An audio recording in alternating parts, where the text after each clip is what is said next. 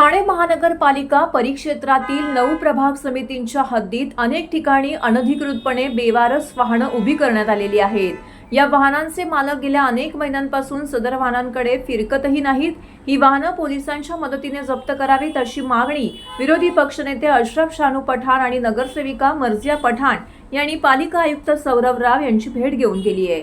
पक्षनेते अशरफ शानू पठाण आणि नगरसेविका मर्जिया पठाण यांनी ठाणे महानगरपालिका आयुक्तांना दिलेल्या निवेदनानुसार ठाणे महानगरपालिका परिक्षेत्रात अनेक ठिकाणी रस्त्याच्या कडेला भंगार जमा झालेली वाहनं उभी करण्यात आली आहेत। या वाहनांचे मालक आपल्या वाहनांकडे फिरकतही नाहीत। या बेवारस वाहनांमध्ये दुचाकी आणि चारचाकी वाहनांचा मोठ्या प्रमाणामध्ये समावेश आहे। ही वाहनं भंगार जमा असल्याने त्याच्या आजूबाजूला लोक कचरा फेकत आहेत। त्यामुळे जिथेही बेवारस वाहनं आहेत तिथे कचऱ्याचे ढीग लागत आहेत। परिणामी पावसाळ्यात साथीचे रोग पसरण्याची शक्यता निर्माण झाली आहे। ही वाहने रस्त्याच्या दुतर्फा असल्याने वाहतूक कोंडीलाही कारणीभूत ठरत आहेत। शिवाय या वाहनांच्या आड बसून अंमली पदार्थांचे सेवनही केलं जात असल्याने गुन्हेगारीस वाढीस लागण्याची शक्यता आहे।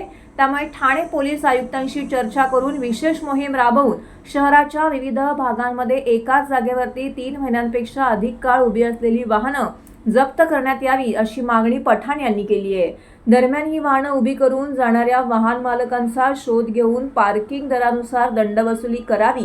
ही वाहने भंगारात विकावीत। या कार्यवाहीसाठी ठाणे महानगरपालिकेला कोणतीही नवीन आर्थिक तरतूद करावी लागणार नाही। मात्र ठाणेकरांना वाहतूक कोंडी रोगराई यापासून मोकळा श्वास घेता येईल। या मोहिमेची सुरुवात दिवा मुंब्रा येथून करावी अशी मागणी शानू पठाण यांनी केली आहे।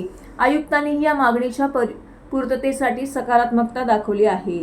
माननीय आयुक्त साहब से ये हमारी विनती थी कि 9 प्रभाग समिति के अंदर बेपत्ता वाहन 2 व्हीलर और 4 व्हीलर बहुत सारी वाहन पड़ी है, जिसके कारण क्राइम का होने की संभावना है।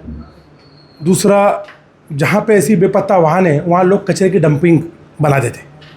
तो इन सबको 9 प्रभाग समिति के अंतर्गत तुरंत महानगरपालिका उठाए, क्योंकि कहीं ना कहीं हम नोटिस लगाते थे तो वो वाहन उठती नहीं है। पुलिस और महापालिका का बोलती है, आरटीओ महापालिका का बोलती है, महापालिका आरटीओ का, तो एक साथ कोऑर्डिनेट करके अगर महानगरपालिका और आयुक्त साहब ये करेंगे तो पूरे 9 प्रभाग समिति के अंदर की बेपत्ता वाहन उड़ जाएगी, ताकि थाना एक नीट एंड क्लीन थाना बन सके।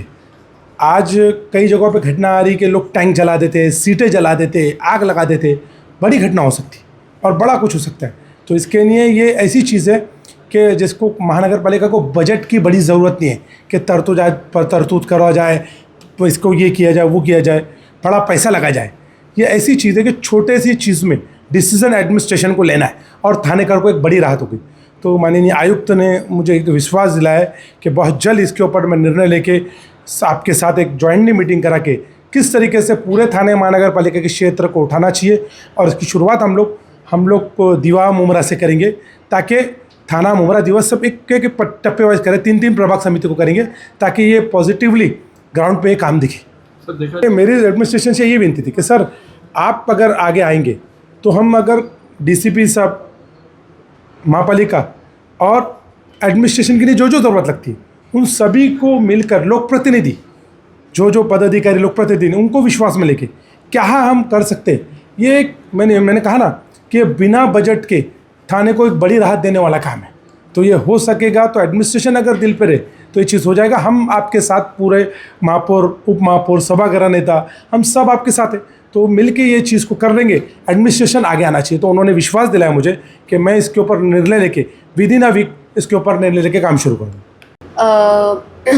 जेव्हा आम्ही फील्ड वर्क करत आहे तेव्हा अशी खूप व्हेकल्स आम्हाला बघायला भेटली होती की जे अबॅन्डन्ड आहे, कोणच बघायला येत नाही, आणि अशी व्हेकल तिथे पडून एक कचऱ्याचं डम्पिंग स्पॉट झालेला आहे। कारण लोक तिथेच कचरा टाकतात व्हेकलच्या आतमध्ये, म्हणजे खूप ऑटो रिक्षाज, खूप ॲक्टिवाज, बाईक्स असंच अबॅन्डन्ड रस्त्यावर ठेवली आहे। मग त्यामुळे खूप डम्पिंग स्पॉट तिथे होऊन जातात आणि काही क्राईम पण होण्याची शक्यता आहे।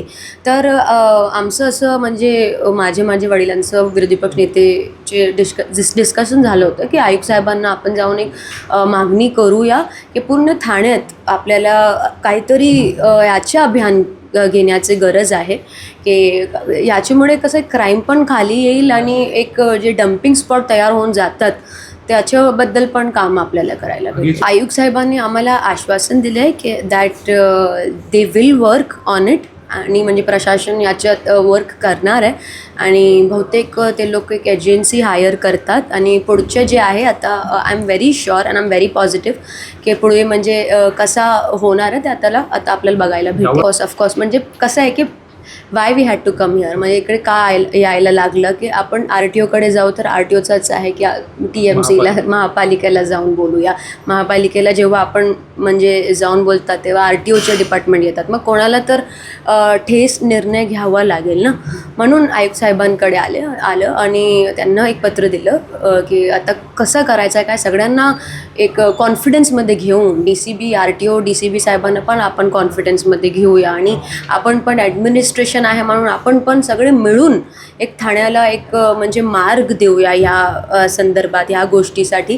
कारण की आता खूप वाढलेलं आहे. प्रत्येक ठिकाणी मला आता असे अबॅन्डन्ड व्हेकल्स बघायला भेटते आणि त्यामुळे किती कचऱ्याच्या अंबार आपल्याला बघायला भेटते आणि किती म्हणजे डम्पिंग स्पॉट प्रत्येक ठिकाणी आपल्याला डम्पिंग स्पॉट आता बघायला भेटते आणि that is not good for health. आणि काही ॲक्सिडेंट पण होऊ शकतात, काही क्राईम पण होऊ शकतात. त्याच्या माहिती आहे ना आपल्याला. ऑटोमध्ये कोणाला क्राईम करायला दोन म्हणजे असं काय नाही की एक मोठा रूमच पाहिजे. ऑटोमध्ये पण काय पण होऊ शकतात आता तर असं आहे. तर आपल्याला पूर्णपणे सिक्युअर राहायची गरज आहे.